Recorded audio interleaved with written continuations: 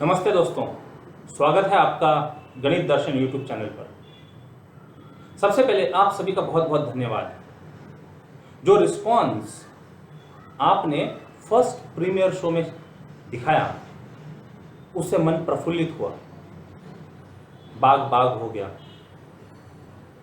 Yes दोस्तों, पढ़ते रहिए, बढ़ते रहिए गणित दर्शन यूट्यूब चैनल के साथ और हमें भी बढ़ने का मौका दीजिए। यदि अभी तक आपने ये चैनल को सब्सक्राइब नहीं किया है तो प्लीज़ जल्दी से सब्सक्राइब करें, नोटिफिकेशन बेल प्रेस करना ना भूलें। आप देख रहे होंगे डेली बेसिस पर इस पर अपलोड्स हो रहे हैं। आप कह सकते हैं कि इस चैनल के थ्रू आप अपनी बीएससी पार्ट 1 की मैक्सिमम पढ़ाई कर सकते हैं। तो ये मौका आप हाथ से न जाने दें और तुरंत चैनल को सब्सक्राइब करें। और यदि आपको कंटेंट पसंद आ रहा है तो लाइक करना ना भूलें और साथ ही साथ अपने फ्रेंड सर्कल में इसे शेयर भी करें। आप बढ़ेंगे, हम बढ़ेंगे, मिलकर चलेंगे। जी हाँ दोस्तों, आज का जो सेशन है ये पूरा lecture the characteristic equation of matrix इसको डेडिकेटेड है। काफी इंपॉर्टेंट आर्टिकल है। इसे पढ़ने के पहले हमें कुछ बेसिक टर्मिनोलॉजीज पढ़नी होगी, तो देखते हैं।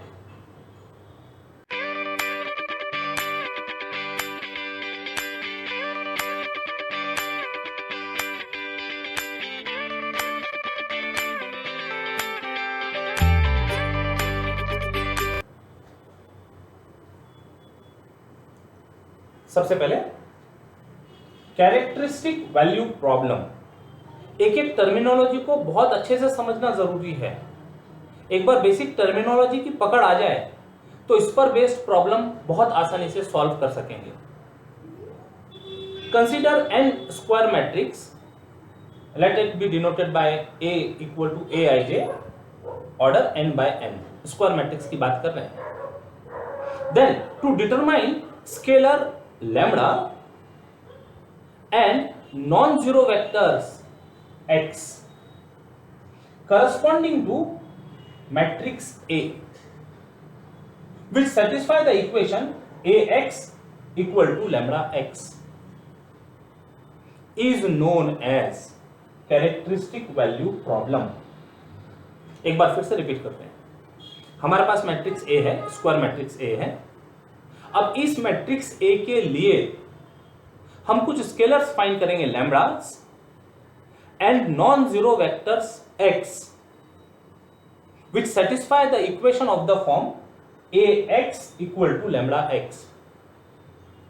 Then determining these two lambda and x such that equation is satisfied, equation 1 is satisfied is known as characteristic value problem। अब ये जो इक्वेशन है, ये इक्वेशन को और डिफरेंट फॉर्म में लिखा जा सकता है जिसको हम रिमार्क में कंटिन्यू कर रहे हैं। Equation 1 can be written as, अब देखिए A n by n order का मैट्रिक्स है, n बाय n ऑर्डर का मैट्रिक्स है, x n बाय 1 ऑर्डर का मैट्रिक्स है, n बाय 1, n रोज और 1 कॉलम।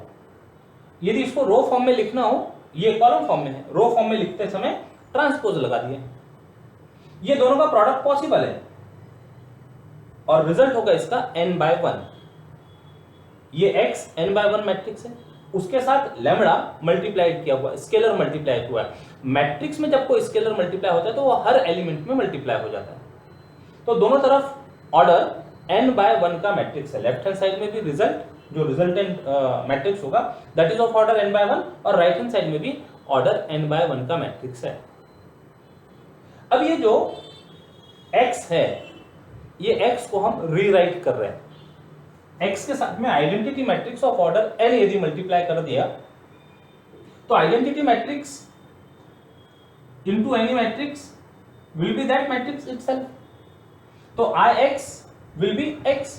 ये लॉजिक से I से मल्टीप्लाई किया जा सकता है। इसके पहले भी बात हुई है जो रोल नंबर 1 का नंबर सिस्टम में होता है वही रोल आइडेंटिटी मैट्रिक्स का मैट्रिसेस में होता है। तो we can write x as Ix where I is identity matrix of order n। अब ये लिखने के बाद हम यहां पर ब्रैकेटिंग थोड़ी चेंज कर रहे हैं। ये I और लैम्डा एक साथ एक ब्रैकेट में ले लिया, तो this will be matrix of order, this will be matrix of order n by n identity matrix की वजह से, और x का ऑर्डर है n by 1, तो प्रोडक्ट पॉसिबल होगा। n प्रोडक्ट का जो ऑर्डर होगा that will be n by 1।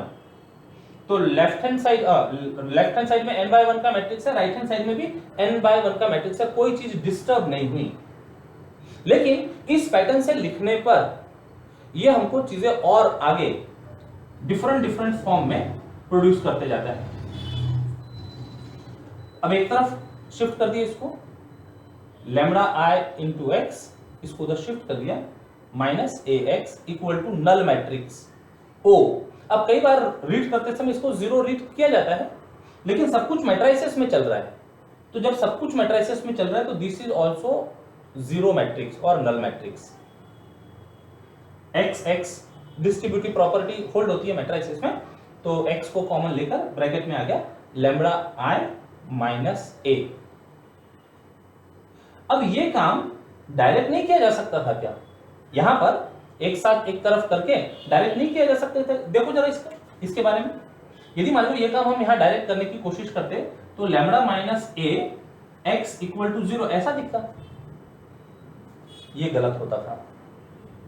Lambda scalar है और ए मैट्रिक्स है, तो स्केलर माइनस मैट्रिक्स ऐसा कोई रिलेशन नहीं बनता। तो इस वजह से ये x को i के साथ पहले मल्टीप्लाई किया। अब चीजें बराबर कनेक्ट होती है, तो लैम्डा अकेला नहीं रहा, lambda i minus A into x equal to 0। ठीक, ये इस तरह का कुछ होगा नहीं, तो ये ध्यान में रखना होगा। x को ix लिखकर रीराइट किए सेम इक्वेशन को। अब ये कैसे दिखता है? ये कोएफिशिएंट मैट्रिक्स का काम कर रहा है, ये अननोन मैट्रिक्स का काम कर रहा है, और राइट हैंड साइड में 0 होने की वजह से this become system of n homogeneous linear equations. और लास्ट लेक्चर में हम होमोजेनियस इक्वेशंस को कैसे सॉल्व करना ये पढ़ चुके हैं। This represents system of n homogeneous linear equations where lambda I minus a is the coefficient matrix and x is the matrix of unknowns। दोस्तों यहां पर एक चीज और बताना चाहेंगे, जैसे हमने इसको उस साइड शिफ्ट किया तो ये जो मैट्रिक्स का फॉर्म हो रहा है ये lambda I minus A into x equal to 0 हो रहा है। ये हम अभी जो टेक्स्ट बुक मेंशन की हुई है मुरे एंड स्पीगल का, वो नोटेशंस को फॉलो करते हुए एज्यूम कर रहे हैं। और भी बाकी बुक्स में इसको इधर शिफ्ट करके लिखा जाता है a minus lambda I into x equal to 0। Minus का फर्क है, लेकिन वो माइनस का फर्क माइनस कॉमन लेने के बाद में मल्टीप्लाई करने पर इक्वेशन में कोई खास चेंजेस नहीं होते। ये जो बात है ये केवल नोट करने के लिए। We will follow this form only, lambda I minus A into x equal to 0।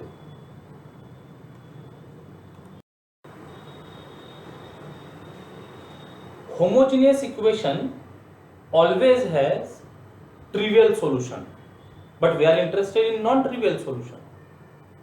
तो इसको नॉन ट्रिवियल सॉल्यूशन एग्जिस्ट होने के लिए the condition is rank of augmented matrix equal to rank of coefficient matrix. लेकिन last column 0 होने की वजह से rank of augmented matrix is same as rank of coefficient matrix and it must be less than number of unknown so that equation has infinitely many solution। और वहीं से हमको non trivial solutions मिलेंगे। यदि rank of augmented matrix equal to rank of coefficient matrix is equal to number of unknowns हो जाए तो unique solution होगा, और unique solution will be the trivial solution, zero solution, जो हमारे किसी काम का नहीं, ज्यादा काम का नहीं, ऐसा कहना चाहिए, जो हमारे ज्यादा काम का नहीं। तो for non trivial solution x of system 2 we must है रैंक ऑफ कोएफिशिएंट मैट्रिक्स की बात कर लेते हैं। Rank of coefficient matrix is less than number of unknowns, that means rank of coefficient matrix is less than n, और ये होने के लिए determinant of this coefficient matrix must be 0, that is coefficient matrix must be singular. अब इसके पीछे का logic समझने की कोशिश करते हैं कि ये डिटर्मिनेंट 0 हो रहा है, इसका मतलब क्या हो रहा है। जब हम कोई मैट्रिक्स को सिंगुलर बोल रहे हैं तो उसका डिटर्मिनेंट 0 हो रहा है, मींस बैकग्राउंड में क्या हो रहा होगा, जरा समझने की कोशिश कीजिएगा। कोई दो रोज इक्वल हो रही हो, आइडेंटिकल हो रही होगी, कोई दो रोज आइडेंटिकल हो रही होगी, और डिटर्मिनेंट की प्रॉपर्टी है any determinant containing two identical rows और two identical column has value 0। अब यदि कोई दो रो आइडेंटिकल हो रही होगी, इसका मतलब जब हम नंबर ऑफ इक्वेशंस की बात कर रहे हैं तो दिखने के लिए हमको n इक्वेशंस दिख रही है, लेकिन जब दो रोज यदि इक्वल हो गई तो काउंट करते समय अब वो नंबर ऑफ इक्वेशंस n नहीं होगी, उससे कम हो जाएगी, और वेरिएबल है ज्यादा, इक्वेशंस है कम। तो जितने ज्यादा वेरिएबल होंगे उतने वेरिएबल को हमें आर्बिट्ररीली सिलेक्ट करना पड़ेगा, और ये आर्बिट्ररी सिलेक्शन की वजह से इक्वेशंस को इनफाइनाइट मेनी सॉल्यूशंस मिलेंगे। ये इसके पीछे का लॉजिक होता है, ठीक है। अब जब इतनी सब बातें समझ में आ जाती है तो यहां पर कुछ और बेसिक टर्मिनोलॉजी हम इंट्रोड्यूस कर देते हैं। सबसे पहले ये जो मैट्रिक्स है, this matrix is called as characteristic matrix. Characteristic matrix, coefficient matrix is called as characteristic matrix. ये जो पॉलिनोमियल है, ये जो पॉलिनोमियल है, जब हम इसको एक्सपांड करेंगे तो ए तो नोन मैट्रिक्स है, identity matrix of order n ये भी नोन है, इसकी एंट्रीज पता है, लैम्डा अननोन है। तो जब इसको सब हम सिंप्लीफाई करेंगे, प्रॉब्लम में और समझ में आएगा अच्छे से, तो this will give us a polynomial of degree n। तो it is called as characteristic polynomial. बाद में हम इसको डिटेल और लिखेंगे डेफिनेशन के फॉर्म में सब, अभी केवल टर्मिनोलॉजी हम एक्सप्लेन कर दे रहे हैं। तो this is characteristic matrix, determinant of characteristic matrix gives polynomial which is called as characteristic polynomial. और जब पॉलिनोमियल को इक्वेट करें 0 से तो बन जाती है पॉलिनोमियल इक्वेशन और सिंपली इक्वेशन। तो ये कंप्लीट, ये पूरा इक्वेशन के साथ में, this is called as characteristic equation, जो हमारे आर्टिकल का नाम है, कैरेक्टरिस्टिक इक्वेशन। अब इक्वेशन है तो उसको रूट्स भी होंगे, तो जो इसके रूट्स होंगे वो रूट्स कहलाते हैं, roots are called characteristic roots, characteristic roots. और भी इसके कुछ डिफरेंट टर्मिनोलॉजीज है, वो जब हम डिटेल डेफिनेशन लिखते हैं तब कवर करते हैं। एक बार फिर से देख लीजिए, coefficient matrix is called characteristic matrix, determinant of coefficient matrix is called characteristic polynomial, this will be of degree n in lambda। और इक्वेशन पॉलिनोमियल को यदि इक्वल टू 0 किया तो वो कहलाएगी कंप्लीट, डिटर्मिनेंट इक्वल टू 0 वो कहलाएंगी कैरेक्टरिस्टिक इक्वेशन। इसके जो रूट्स होंगे वो कहलाएंगे characteristic roots, eigen values, latent roots, ये और डिफरेंट टर्मिनोलॉजीज है। तो जितनी बातें अभी यहां एक्सप्लेन की है, अब जरा उनको सिस्टमैटिकली नोट्स फॉर्म में लिख देते हैं। Second terminology, characteristic matrix. For n square matrix A of order n by n, the matrix A lambda I minus A is called characteristic matrix of A or it could be A minus lambda I. हम ये follow करेंगे as per new book. Next is characteristic polynomial. ये definition wise represent किया हुआ सारी चीजें. The determinant of characteristic matrix lambda I minus A, that is determinant of lambda I minus A is called characteristic polynomial of A and it is generally denoted by phi of lambda. Thus, phi of lambda is determinant of lambda I minus A and it is a polynomial in lambda of degree n. Okay. Next definition, characteristic equation. The polynomial equation determinant of lambda I minus a equal to 0 is called characteristic equation for given n square matrix A. Next terminology, characteristic roots. So the roots of characteristic equation determinant of lambda I equal to 0 for given square matrix A are called characteristic roots of matrix A.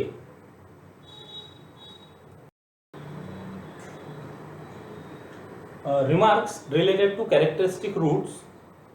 Characteristic roots are also called as latent roots or proper roots or eigenvalues or spectral values of given square matrix A. Now second remark, the set of eigenvalues of A is called the spectrum of A. All these are basic terminologies. Third point, for n square matrix A, the degree of characteristic equation is n. An equation of degree n has n roots. तो यहाँ पर भी n roots होने चाहिए, not necessarily distinct.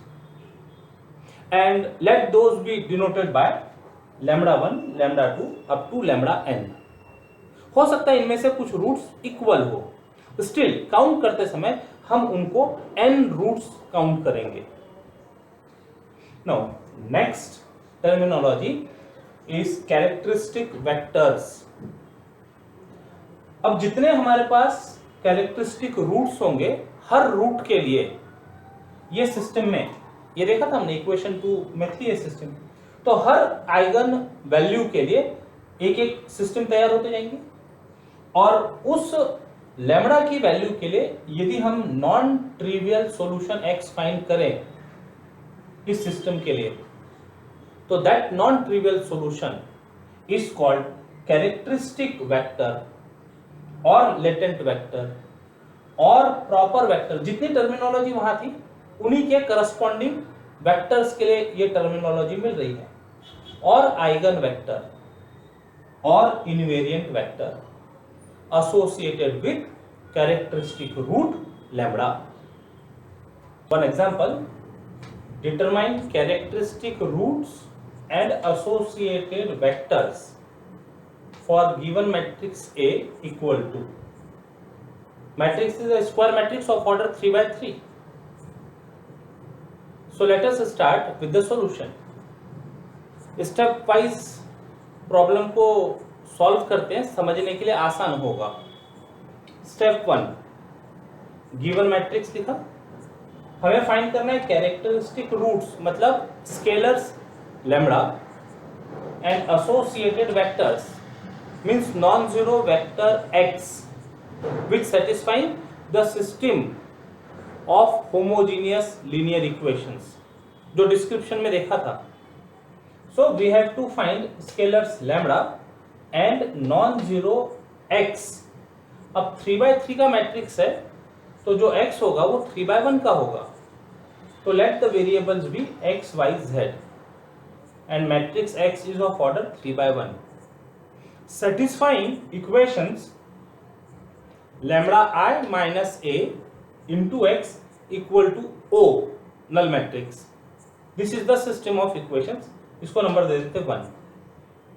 तो first step में इस तरह का डिस्क्रिप्शन हमें पता होना चाहिए। फाइंड क्या करना है, लैम्बडा और एक्स, ये हमें फाइंड करना है। नाउ सेकेंड स्टेप, ये मैट्रिक्स कैरेक्टरिस्टिक मैट्रिक्स, इसको कैलकुलेट करेंगे। The characteristic matrix is lambda I minus A. Lambda is scalar, I will be identity matrix of order 3, 1 0 0 0 1 0 0 0 1 minus A is the given matrix। Simplify करते हैं तो scalar multiplication करके subtract करना है, तो lambda minus 2 first entry और 0 minus 2 second entry and so on. Addition, subtraction, scalar multiplication of matrices से ये पार्ट मिल जाएगा। इसको मिलाना कैसे, ये सही से आया है या नहीं आया है, इसको समझने के लिए ये जो डायगोनल एलिमेंट्स होंगे, ये डायगोनल एलिमेंट्स को लैम्बडा से माइनस किया हुआ है और रिमेनिंग जितने नॉन डायगोनल एलिमेंट्स है उनके साइन चेंज कर दिए, -2 -1 -1 -1 -1 -2। तो ये हो जाएगा कैरेक्टरिस्टिक मैट्रिक्स। लिखते समय ऐसे ही सॉल्व कीजिएगा, वेरीफाई करने के लिए ये ट्रिक फॉलो कर सकते हैं। अब कैरेक्टरिस्टिक मैट्रिक्स आने के बाद हम फाइंड करेंगे कैरेक्टरिस्टिक इक्वेशन। बीच का जो एक पार्ट है कैरेक्टरिस्टिक पॉलिनोमियल, उसको ड्रॉप कर सकते हैं, हमें इक्वेशन फाइंड करनी है। Characteristic equation is determinant of lambda I minus A equal to 0। Now this is 0 value determinant के अंदर, ये सारे जो एलिमेंट्स है डिटर्मिनेंट के अंदर, और 3/3 ऑर्डर का डिटर्मिनेंट है, इसे एक्सपांड किया जा सकता है। इसे फर्स्ट रो के अलोंग एक्सपांड किया, एक स्टेप समझ लेते हैं। लैम्बडा माइनस 2 टाइम्स ये दोनों का प्रोडक्ट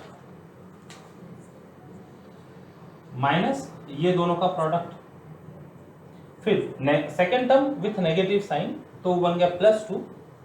अब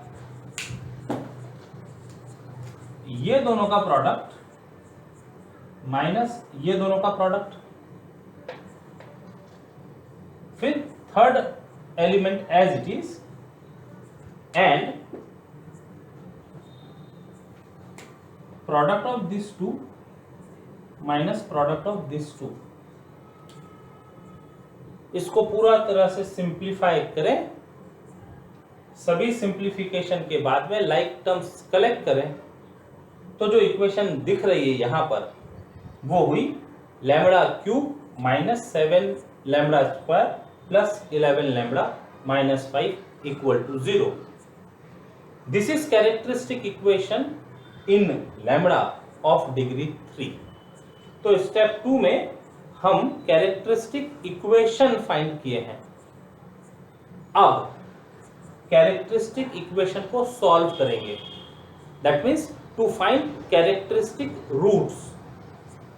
अब ये क्यूबिक इक्वेशन है, क्यूबिक इक्वेशन को सॉल्व करने के लिए आपने पॉलिनोमियल चैप्टर में, पॉलिनोमियल इक्वेशंस चैप्टर में सिंथेटिक डिवीजन पढ़ा होगा, तो वो सिंथेटिक डिवीजन की हेल्प से हम कैरेक्टरिस्टिक इक्वेशन को सॉल्व करेंगे।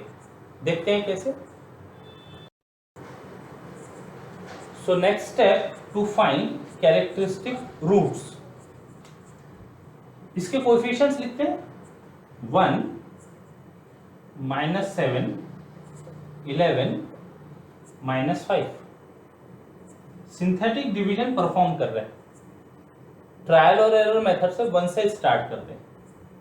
1 ये एलिमेंट एज इट इज, 1 × 1 1 दोनों का प्रोडक्ट, इन दोनों का एडिशन -6, 1 × -6 प्रोडक्ट इज -6, ये दोनों का एडिशन 5, 1 × 5 5, दोनों का addition 0। So remainder is 0। So equation 2 can be written as, equation 2 can be written as एक फैक्टर इससे मिलेगा x माइनस वन, ये x की वैल्यू है और लैम्बडा वेरिएबल है तो लैम्बडा लिखना होगा lambda minus one, lambda equal to one है तो factor will be lambda minus, lambda equal to one तो factor will be lambda minus one equal to 0। तो ये एक फैक्टर यहां से आ गया और जो दूसरा फैक्टर है वो ये तीन कोएफिशिएंट से मिलेगा। This is square term, single power term and constant term, तो it is lambda square minus 6 lambda plus 5 equal to 0। अभी जो क्वाड्रेटिक एक्सप्रेशन है इसके लीनियर फैक्टर बनाए जा सकते हैं। 5 को ऐसे दो नंबर में ब्रेक करना है जिसका सम -6 हो, तो 5 1 जा 5, प्रोडक्ट तो हो गया 5, सम -6 मिलाने के लिए दोनों को नेगेटिव साइन दे देते, तो product is 5 and sum is -6, तो this can be written as lambda minus 1 lambda minus 1 lambda minus 5 equal to 0, which imply lambda equal to 1 1 and 5। हमने रिमार्क में देखा था कैरेक्टरिस्टिक इक्वेशन का डिग्री 3 है तो it has 3 roots, not necessarily all distinct. Here is the case 2 roots are equal and third is different. Count करते समय हम इसको 3 रूट्स काउंट करेंगे। अब ये 3 रूट्स में से डिस्टिंक्ट रूट्स आर 1 एंड 5, तो ये 1 और 5 के लिए एसोसिएटेड वेक्टर फाइंड करना होगा। उसको अगले स्टेप में देखते हैं, एक एक रूट लेकर उसके लिए ये जो सिस्टम ऑफ इक्वेशंस है ये सिस्टम ऑफ इक्वेशंस को सॉल्व करेंगे टू फाइंड x। अभी सिस्टम ऑफ इक्वेशन में लैम्बडा i माइनस a, मतलब ये डिटरमिनेंट ये मैट्रिक्स है, तो लैम्बडा i माइनस a ये मैट्रिक्स की हमको हेल्प लेनी होगी सिस्टम को सॉल्व करने के लिए।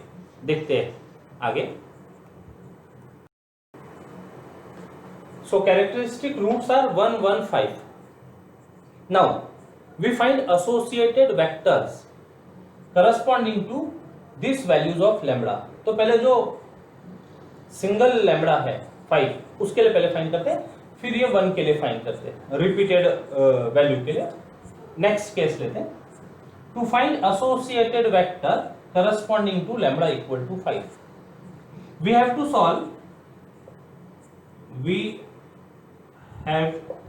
सॉल्व सिस्टम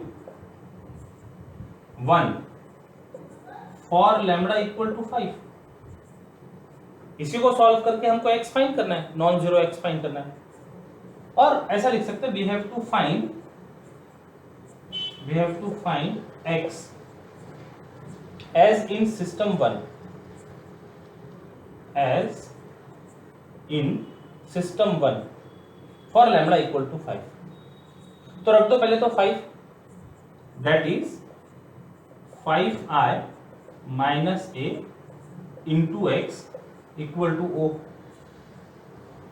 अब ये मैट्रिक्स डायरेक्ट लिखा जा सकता है, इसका एग्जांपल हमारे सामने दिख रहा है। तो अब लैम्बडा की जगह आ गया 5 और एक स्टेप बढ़ा लेते, कोई फर्क पड़ेगा नहीं, 5 0 0 0 5 0 0 0 5। ये मैट्रिक्स हो गया 5i माइनस a 2 1 1 2 3 2 1 1 2 और इसमें मल्टीप्लाई करना है x equal to null matrix, equal to null matrix, that is 5 minus 2 3 minus 2 minus 1 minus 1 5 minus 3 2 minus 1 minus 1 minus 2 5 minus 2 3। x is x y z equal to 0 0 0। null matrix will be of order 3 by 1। देखिए ये direct लिखा जा सकता था, lambda की जगह 5, तो 5 minus 2 3, 5 minus 3 2, 5 minus 2 3, remaining element as it is, और x 3/1 का मैट्रिक्स है, 0 3/1 का मैट्रिक्स है, null matrix. We have to solve this equation. अब ये होमोजेनियस इक्वेशन सॉल्व करने वाली मेथड हो गई। तो होमोजेनियस इक्वेशन सॉल्व करने की मेथड के लिए हम इसको ट्रायंगुलर फॉर्म में कन्वर्ट करते हैं। तो this is equivalent to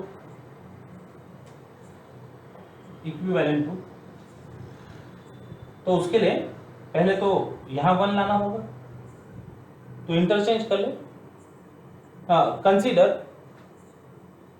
consider augmented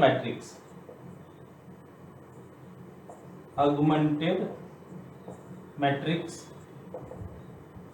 C equal to 3 minus 1 minus 1 minus 2 2 minus 2 minus 1 minus 1 3 और ये 0 0 0।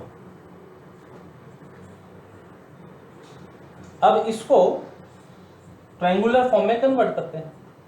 यहां 1 लाना चाह रहे तो किसी एक को इंटरचेंज कर दें, R12 इंटरचेंज कर देते, तो -1 2 -1 0 3 -2 -1 0 -1 -2 3 0। R1 और R2 इंटरचेंज कर दिए। अब ये -1 की हेल्प से 0 बना सकते हैं तो बना दें, और यदि दिक्कत जाती हो तो इसको +1 करना होगा, बना सकते हैं। 3 में -3 ऐड करने से 0 हो जाएगा। तो देखिए ट्रांसफॉर्मेशन कैसे हो सकते हैं। R2 changes to R2 plus 3 times R1।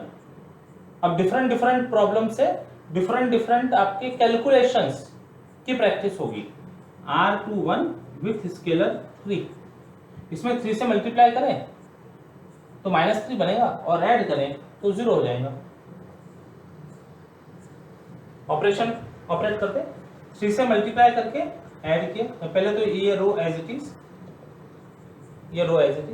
3 से मल्टीप्लाई करके ऐड कर दिया, 3 से मल्टीप्लाई किया 6, ऐड किया -2 में 4, 3 से मल्टीप्लाई किए -3, ऐड किए -4, 0 में मल्टीप्लाई करके 0 में ऐड करना है।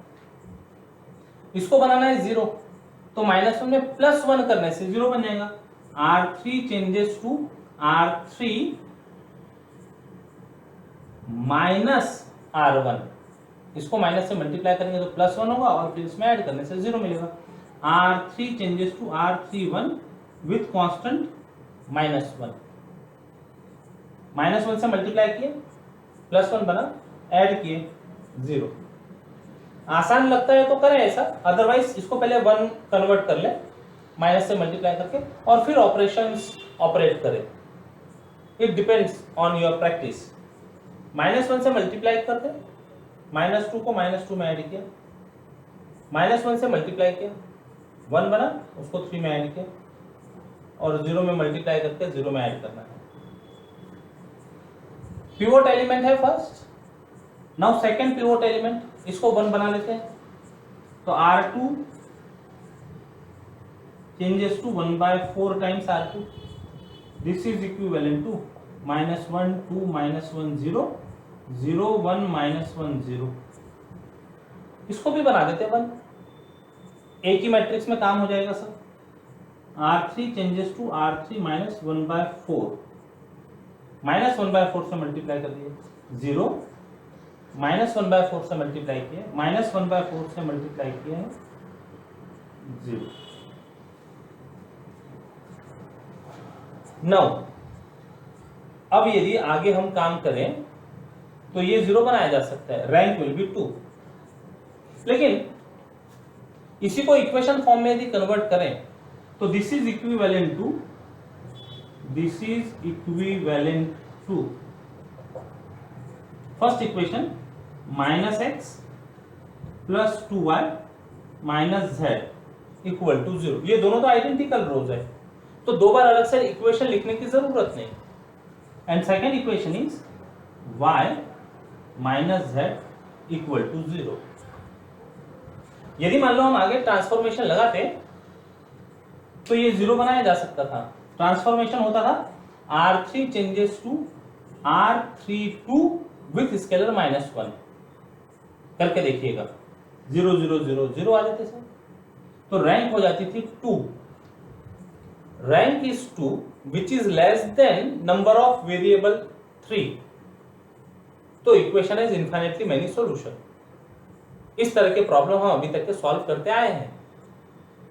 अभी इसको इक्वेशन फॉर्म में ही यदि हम लिखे, डायरेक्ट इक्वेशन फॉर्म में लिख दिए दोनों को, तो we have 2 equation in 3 unknowns. इसका मतलब एक अननोन ज्यादा का है, उसे आर्बिट्ररीली हमें सिलेक्ट करना होगा।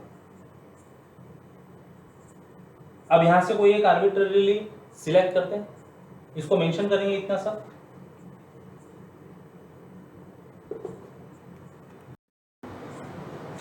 Thus,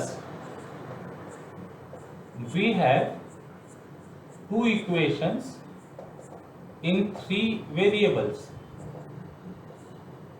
Therefore, one variable must be arbitrary.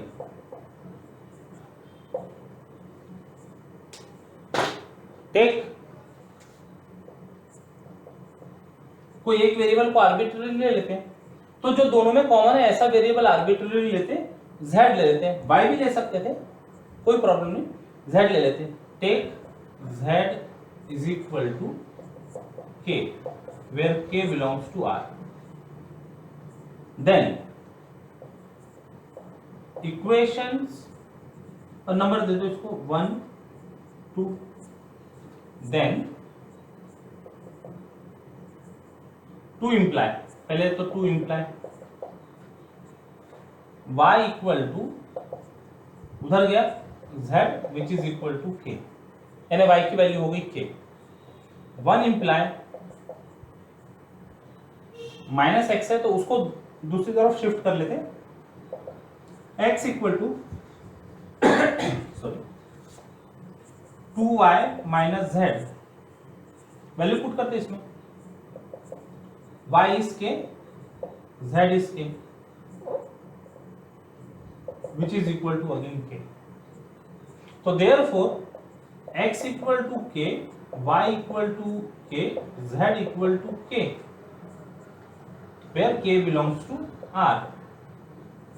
ये x y z की वैल्यू होगी, that is unknown matrix x is equal to x y z था, ये वैल्यू रखते हैं k k k can be written as k common 1 1 1 where k belongs to r. So this gives associated vector, an infinite associated vector. k की value कई हो सकती है real number में से। हाँ, जब k की वैल्यू 0 रखेंगे तो ये हमको 0 वेक्टर देगा, ये नहीं चाहिए, नॉन जीरो वेक्टर्स चाहिए। तो there are infinitely many x for corresponding value of lambda equal to 5। तो दिस गिव्स एसोसिएटेड वेक्टर्स, इसी को आइगन वेक्टर भी कहते हैं, associated vectors corresponding to lambda equal to 5। लिखते समय कभी कभी यहां पर x5 for lambda equal to 5 ऐसा भी लिखते हैं, फॉर लैम्बडा इक्वल टू 5 ऐसा भी लिखते हैं। तो vector corresponding to value, eigenvalue, characteristic root. ठीक, अब ये तो इनफाइनाइट वैल्यूज हो गए, इनफाइनाइट वेक्टर्स हो गए। एक पर्टिकुलर वेक्टर भी मेंशन कर दिया जाता है, in particular for k equal to 1 x is, row form में लिखते हैं, x की k की वैल्यू यदि 1 लिखिए तो 1 1 1 transpose. This is eigenvector और कैरेक्टरिस्टिक वेक्टर और associated vector corresponding to eigen value lambda equal to 5। ऐसे जितने स्केलर्स हो गए, जितने रूट्स हो गए, आइगन वैल्यूज होंगी, इसी तरह का वर्क उनके एसोसिएटेड वेक्टर फाइंड करने के लिए करना होगा। अभी 1 के लिए काम करना बाकी है, वो देखते हैं।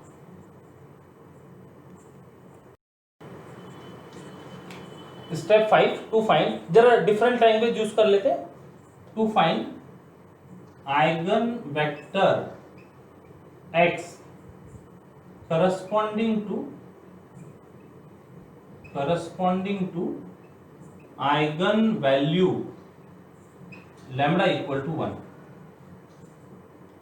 we have to solve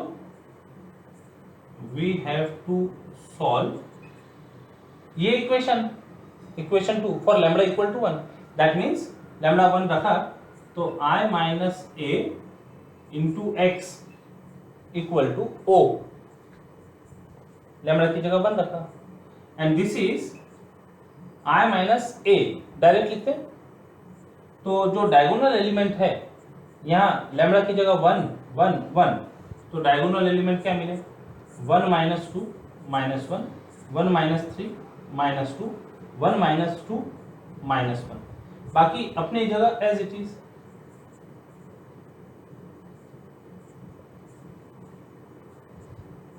x y z equal to 0 0 0, null matrix. अब यहां देखिए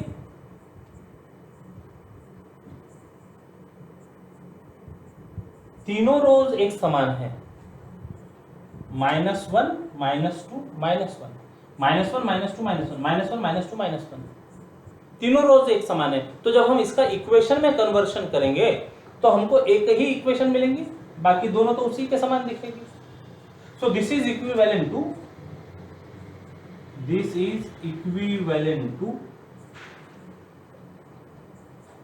-x -2y -z equal to 0। Variable 3 है, इक्वेशन 1 है। इसका मतलब 2 वेरिएबल एक्स्ट्रा है, तो 2 वेरिएबल आर्बिट्ररीली सिलेक्ट करने होंगे, मेंशन कर दें और माइनस से भी मल्टीप्लाई कर देते, that is x plus 2y plus z equal to 0। Therefore, we have one equation in 3 variables. तो जितने ज्यादा है उतने वेरिएबल आर्बिट्ररी लेंगे। Therefore, we must take 2 variables as arbitrary.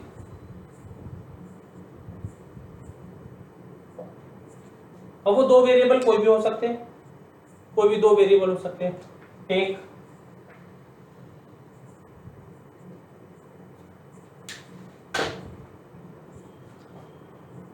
x equal to k1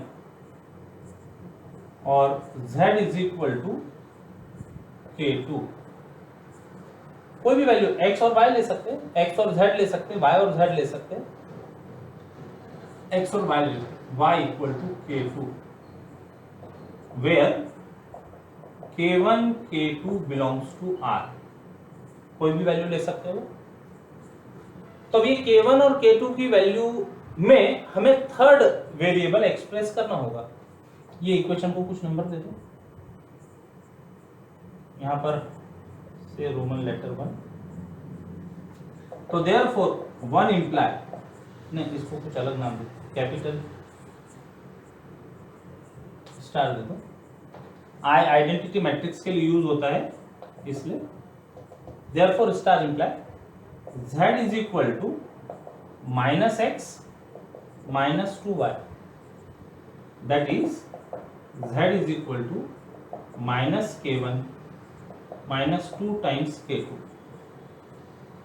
hence x corresponding to lambda equal to 1 equal to x की value k1, y की value k2 और z की वैल्यू -k1 -2 टाइम्स k2।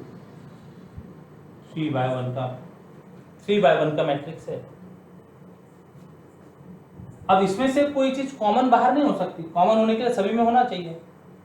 तो let it be where k1, k2 belongs to R। अब जैसे जैसे k1 और k2 की डिफरेंट वैल्यूज पुट करते जाएंगे हमको इनफाइनाइटली मैनी आइगन वेक्टर्स मिलेंगे फॉर लैम्बडा इक्वल टू 1। अब लैम्बडा 2 बार रिपीट हो रहा था, लैम्बडा की वैल्यू 1 2 बार रिपीट हो रही थी, तो 2 eigen vectors, particular eigen vectors लिखकर बता देने चाहिए। इनफाइनाइटली मैनी हो गए, 2 लिखकर पर्टिकुलर केसेस शो कर देते हैं। These are infinite eigenvectors for lambda equal to 1, corresponding to lambda equal to 1. Now in particular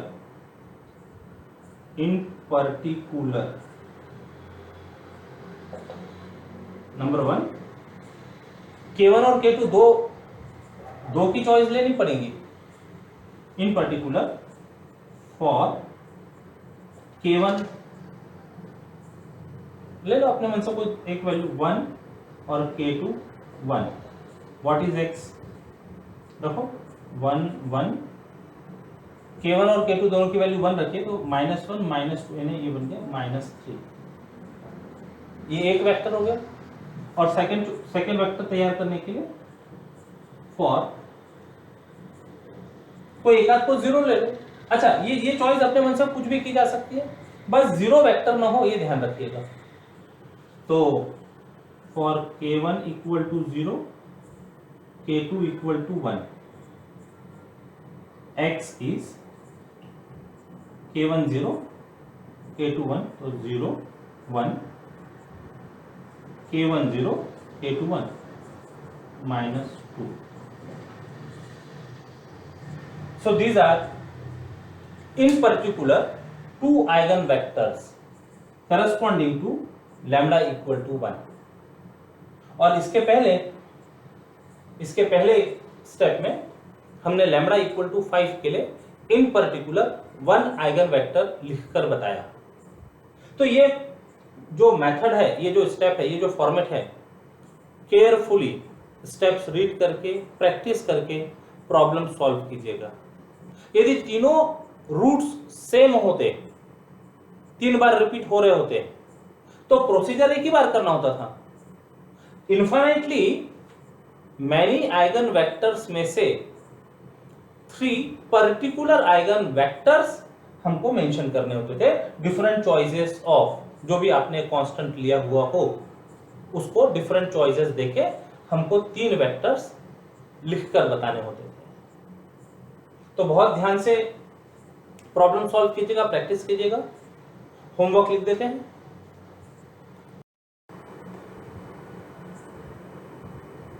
solve this 4 matrices to find characteristic roots, eigen values and corresponding invariant vectors, that is eigen vectors। पूरे video को carefully notebook pen साथ में लेकर solve करते हुए देखिए। जब आपका सॉल्यूशन पूरी तरह से तैयार हो जाए उसके बाद होमवर्क सॉल्व कीजिए। और इसी के साथ ये जो आर्टिकल है, ये आर्टिकल कंप्लीट होता है। टेक केयर, बाय बाय, जय गणित।